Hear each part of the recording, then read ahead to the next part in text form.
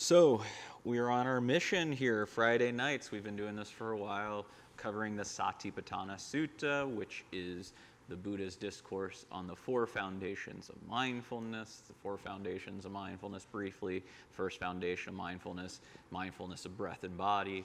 Second foundation of mindfulness, mindfulness of feelings. Third foundation of mindfulness is mindfulness of the mind. We find ourselves on the fourth foundation of mindfulness. Fourth foundation of mindfulness is mindfulness of Dhammas, where we mindfully contemplate the teachings of the Buddha. Rather than intellectually just studying them, we put them in direct practice.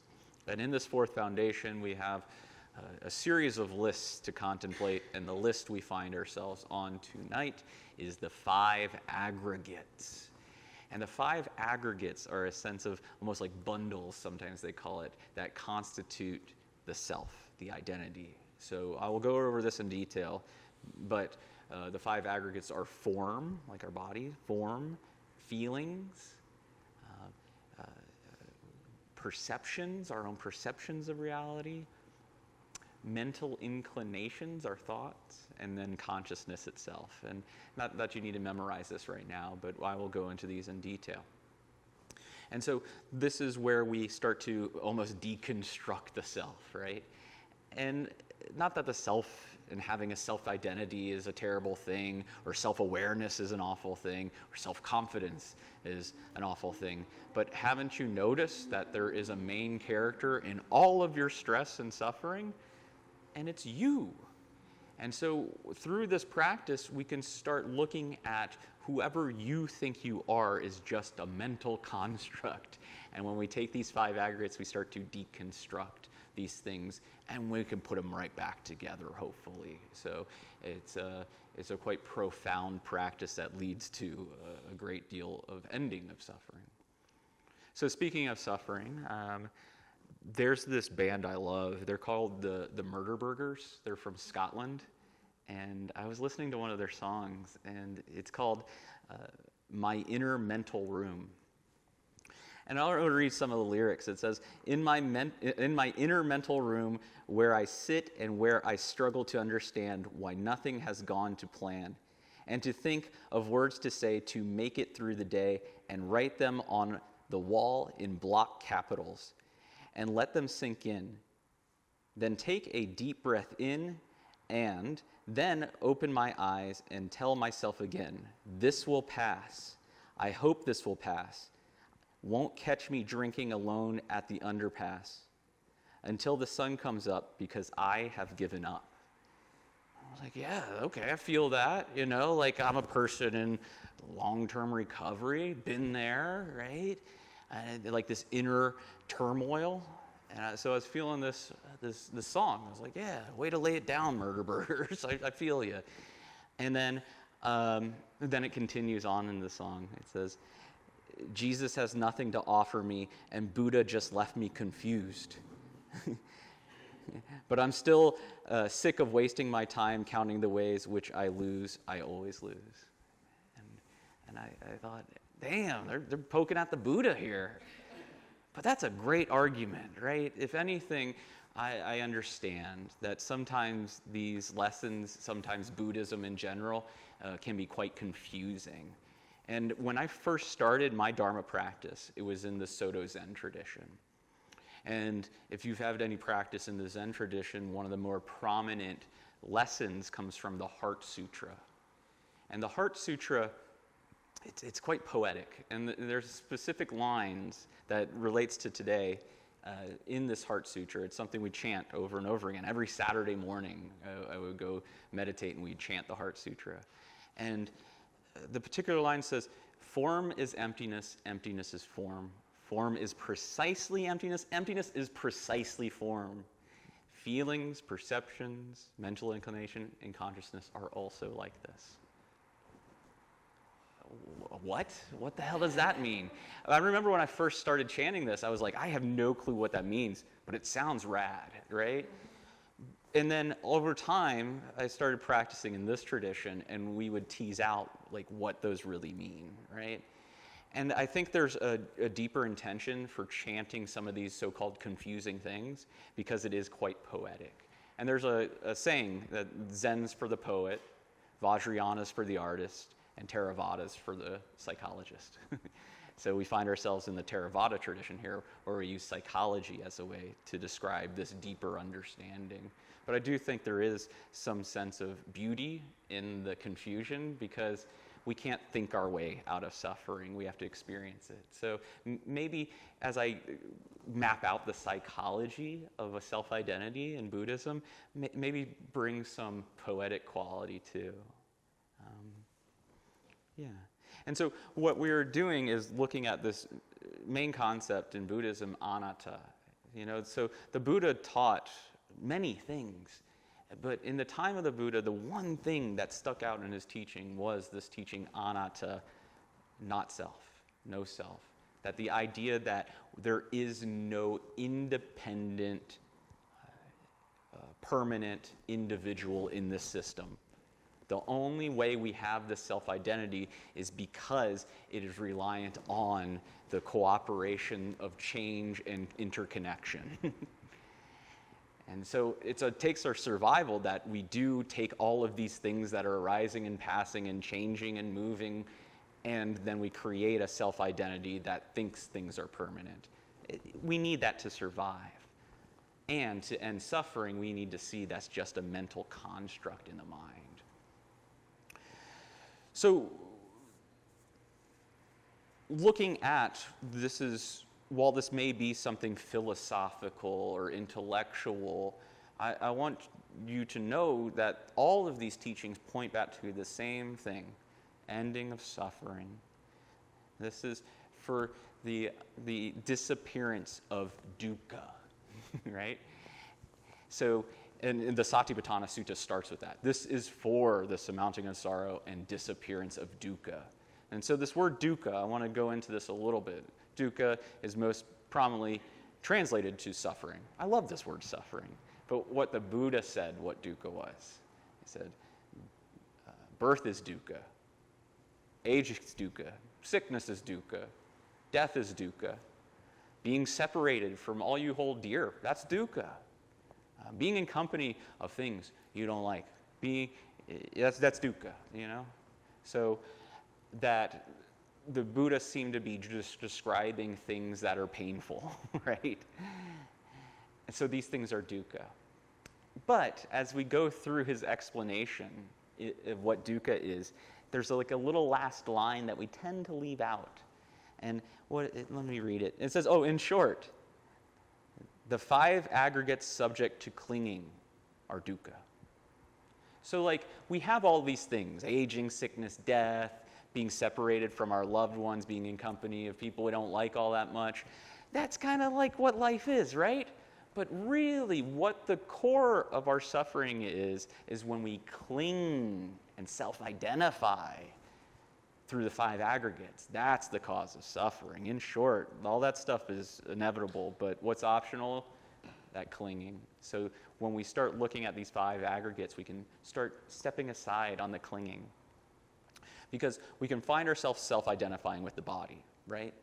And that body's subject to aging, sickness, and death. We can't control these bodies. We may have some influence on this body, right? We can eat a certain way and exercise and all that, have some influence. And in the long run, we're all going to run into sickness and death. We can't control that. So there's all these Buddhist lessons. If this body was yours, you'd be able to not ever get sick. If this body was yours, you'd be able to live forever. So you are not your body. And things like our thoughts, right? We are not our thoughts. And the trouble is we self-identify really hard with our thoughts. But when we actually use the wisdom of mindfulness to go, that's just a thought, there's so much freedom in there. Knowing a thought is a thought. So it's the idea that there will be heartbreak, letdown, change, unreliability in life. Try not to take it so personally. So let's move into what these 5 aggregates are. Like I said, form, that we have the body.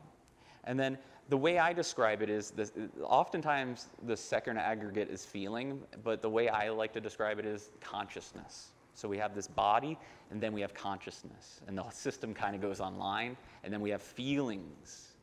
that arise. And then we have a perception of reality, and then we think about reality with a mental inclination. Form, consciousness, feeling, perception, mental inclination. So I want to go through this with form. There's so many things I can say about this first aggregate, having a body. But what I really want to go into is reality. How reality is known through the body. While we may project that reality somewhere out there, reality is perceived inwardly in 6 ways. We only experience reality in 6 ways. No other way we experience reality besides eyes, ears, nose, tongue, felt body, and thoughts, mind. So it's the 5 senses plus thinking. In Buddhism, we have 6 senses. We include thinking in our senses too. So this is how we experience reality, in just these ways. There's no other way we experience reality. And so we can notice the system kind of go online. Oh, a sound hit the ear.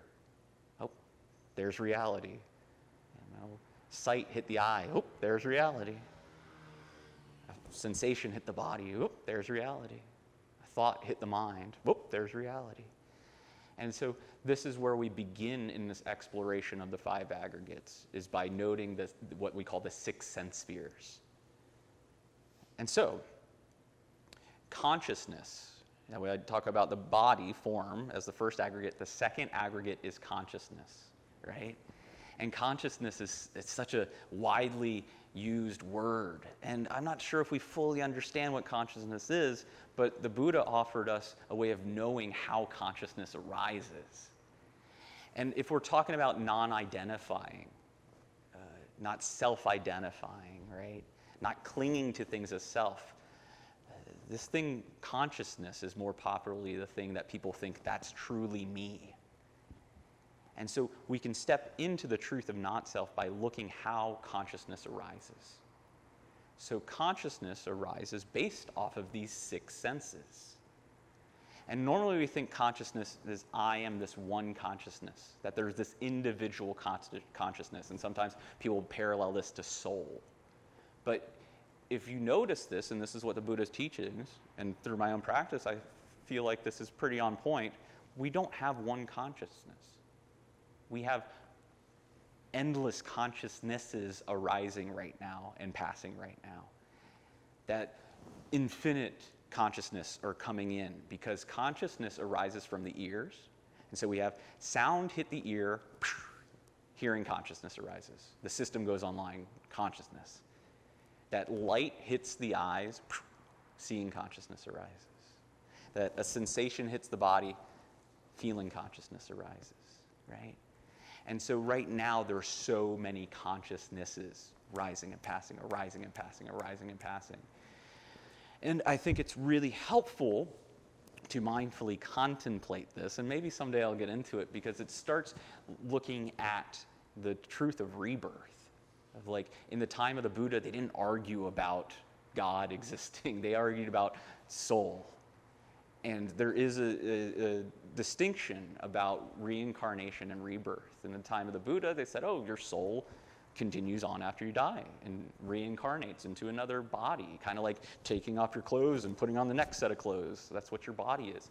But looking at how consciousness arises and consciousnesses arise, this is what the Buddha taught about rebirth linking consciousness.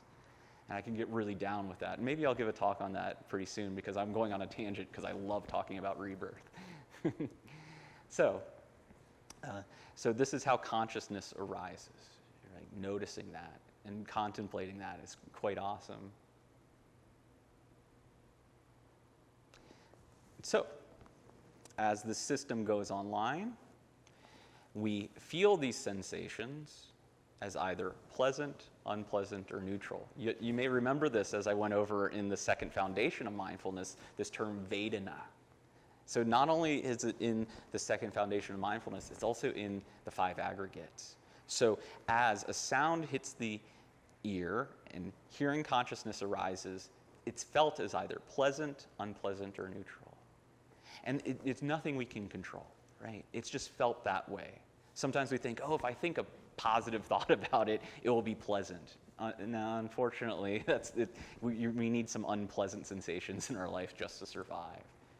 And so when we notice that, it gives us a sense of freedom to notice that this body strays away from unpleasant sensations, turns towards pleasant sensations, and ignores unpleasant sensations. It's kind of what the body does based off of survival. So it's beautiful to see this Vedana, we call it, or feeling tone arise within this body, and notice how it naturally happens, because it gives us that freedom to go, yeah, life can be painful sometimes. It's okay. It's not self, not me. It's just painful. Life can be rad sometimes, and that's awesome. Pleasantness, great. And life can be boring.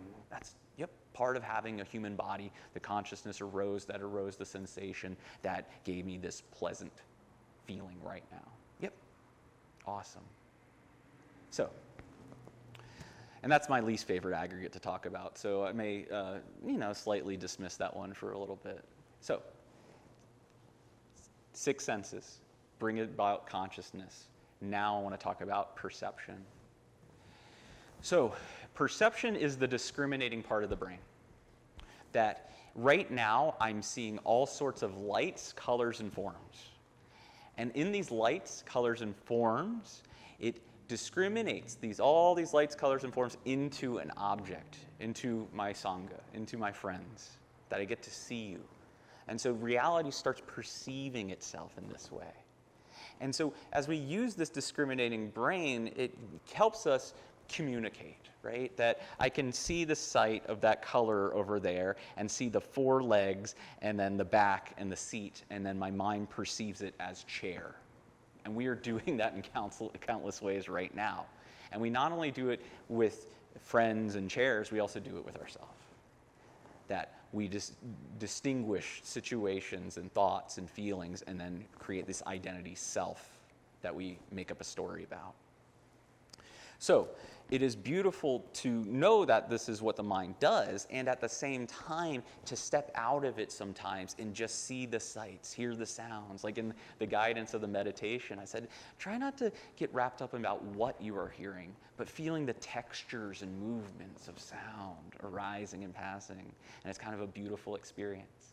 Because what we're doing is shifting our awareness from our left brain to our right brain. So it was in the 1980s that doctors were working on patients with seizures, and they discovered if they cut the corpus callosum in their brain, it will lessen seizures in patients with epilepsy. And the corpus callosum is the part of the brain that connects the left and right hemispheres. And when they noticed that they cut the communication between these 2 hemispheres, they noticed that there's very distinct jobs of the left and the right hemisphere. And so this is what I like to call the sideways mullet. So, mullet's kind of like business in the front, party in the back. It's sideways. There's business on the left, party on the right.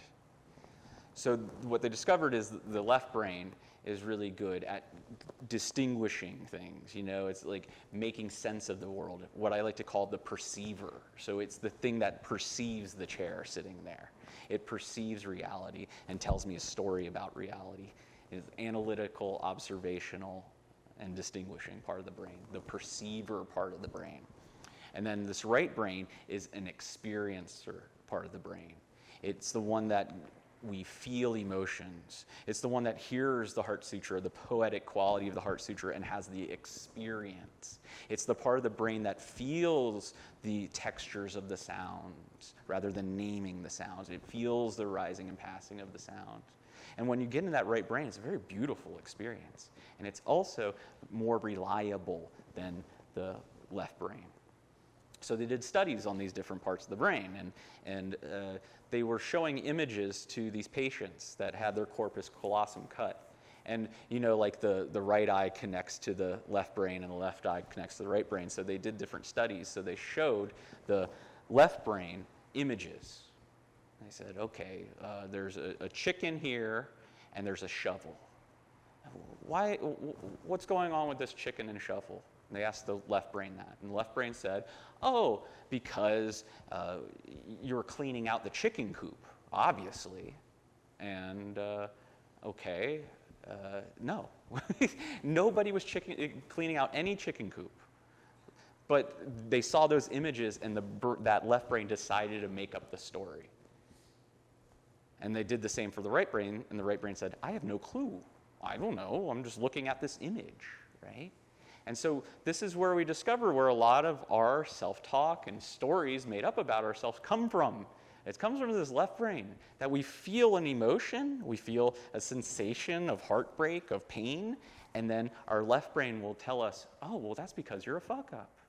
Oh, that's because your parents raised you wrong. Or that's because you suck just in general, right? And so this is the idea of our perceptions, of our perceiving brain can be quite unreliable. Have you experienced that? Your brain making up stories that just are nonsense, that are not helpful right now? So we need to see that that's what our system is here to do. It's here to make up stories. That's your left brain perceiving reality in a certain way, making up a story about you. Try to shift into the right brain that will just feel the emotion, right? You have a tough talk with somebody. Your left brain goes into the dialogue about it. Try to go into the right brain that feels the sensation in your chest of the pain of the difficult conversation, feels the sweating of the palms, feels the pulsating of the heart, right? And try to come back to the direct experience, because it will be painful, of course, unpleasant, as we call it, but it doesn't have to mean suffering about making up a story about it. So this is the beautiful aspect of looking at the aggregate of perception, that the mind perceives reality, and our perceptions are not necessarily 100% true. So, going back, form, that we have the senses, consciousness arises from these senses, system goes online, and then what we are, the input is perceived into a sense of reality, discriminated into objects and people, and then we have the next aggregate, what I'll call the final aggregate, is mental inclinations. So mental inclinations are our thought patterns that the Buddha taught that thoughts are habitual. Thoughts are karma. Karma is a fancy word for action. So we have these patterns of thought that are habitual in the mind. And he taught what one frequently thinks and ponders upon will become the inclination of the mind. And so this is like the idea of neural pathways. You know, when I went to grad school, we were described in, like, I went to grad school in Northwest Florida and Alabama, so we had a lot of dirt roads. So they described neural pathways like driving a truck down a dirt road. And you drive the truck down the dirt road enough, you're going to have those tire marks, and you're going to have those tracks. It's going to be easy to drive down that road, right? And so we all have that habitual pattern. But if we want to drive down a new dirt road, we may have to go down some new terrain. And so this is where practices like loving kindness meditation come in, that we use the mind to carve out new patterns. When we say things like, may I be at ease, may I be at ease, may I be at ease, may I be at ease, what we're doing is training that neural habit. So this is where we start seeing the lens of reality. The joke, not joke, that I like to use is about the fish, right? That there's two fish swimming, and one fish turns to the other fish and says, the water's really nice today. And the other fish says, what the hell is water? So we are all swimming in our mental inclinations, right? We don't see the water we're swimming in. And so when we have our hate lens on, we live in a hateful world. When we have our addiction lens, our greed lens, we're living in an addictive, greedy world. And so when we put on the compassionate lens, the loving kindness lens, we now live in a compassionate, kind world. And so much of the Buddhist teachings just offers us back into this path of looking at the mind. That the Buddha taught in the Dhammapada that mind is the basis for everything, for all dhammas. So all dhammas are preceded by the mind. Everything is created by mind and ruled by mind. And when one speaks or acts with impure thoughts, suffering follows them as the wheel of the cart follows the ox. And mind is the basis for all dhammas, everything. Everything is created by mind and ruled by mind. When one speaks or acts with clear, kind intentions, happiness follows them, like the shadow that never departs them. And so this is looking at our power, right? Like, we may not have the power to stop our senses putting in consciousness in a rapid pace, right? And we may not have the power to change pleasant, unpleasant, or neutral sensations. We may not even have the power to change our perception of things. But the way we think about the world, we actually can change. And that's what this practice is. If we look at the Eightfold Path, this is the path to end suffering, and that's how we can look at how we perceive and understand and make sense of the world through our thoughts, through mind. So if you find yourself in a thought that is hateful, understand how important it is to find a way to, one, not take that thought personally, and two, incline the mind into a better reality. And so these are the poisons that the Buddha looked at. There's 3 poisons that he said to look out for. Look out for hatred. And hatred's the sense that something's in my experience and my well-being is reliant on getting rid of that thing. And there's greed. This is the craving that something is not in my experience and my sense of well-being is reliant on that thing being here. But there's also what we call delusion or ignorance, this third poison that I think is the most important. And that is when we look at our self-obsessed thoughts, our self-reality, right? And when we start taking life so personally, our thoughts so personally, our sensations so personally, that is the delusion we are looking at. And understand, whatever you think you are is just a thought. It's not self. That the mind creates this identity of who I am just based off of survival. So you are not your body, you are not your thoughts, you're not your emotions, you're not your feelings, you're not your perceptions. You're none of these things. These are all empty. Form is emptiness. Emptiness is form. Feelings, perceptions, mental inclination, and consciousness, also empty. So this is the idea. There's no self underneath all of this. And while that can sound like gloom and doom, right? Understand, it's also beautiful because not only is it empty, it's love. Love is everything. We are connected to all things, interconnected. So this very moment is dependent on the conditions we are in, not you. So when you're meditating, I need to meditate right. I need to do this. I need to awaken. Understand, delusion. Delusion. You are just a product of causes and condition that brought you to this moment to hear this Dharma talk, to sit in this meditation cushion. You are just life moving through. We are the universe observing itself. So sit back and relax. Sound good? What's up, y'all? Reverend Mikey Noechel here from Wild Heart Meditation Center in Nashville, Tennessee. Thanks for checking us out. Do me a favor, please like and subscribe. And if you feel moved to leave a donation, you can do so at wildheartmeditationcenter.org or the Venmo link in the description. Peace and love.